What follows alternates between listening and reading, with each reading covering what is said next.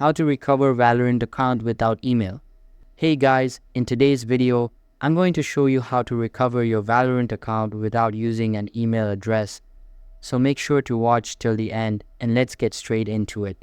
First, you have to open up to the Valorant website and go to exactly this site. Now head over to the account recovery tool. Once you're on the page, scroll down until you find the automated recovery tool.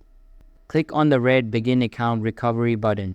Now fill in some basic details like your username, Riot ID, or summoner name.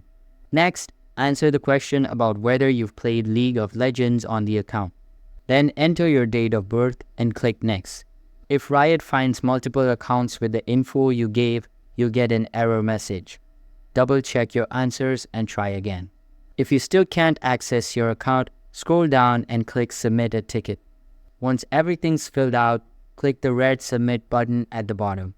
Your request will go directly to Riot's support team and they'll help you get your account back as soon as possible. Thanks for watching. If this helped, drop a like and subscribe. See you in the next one.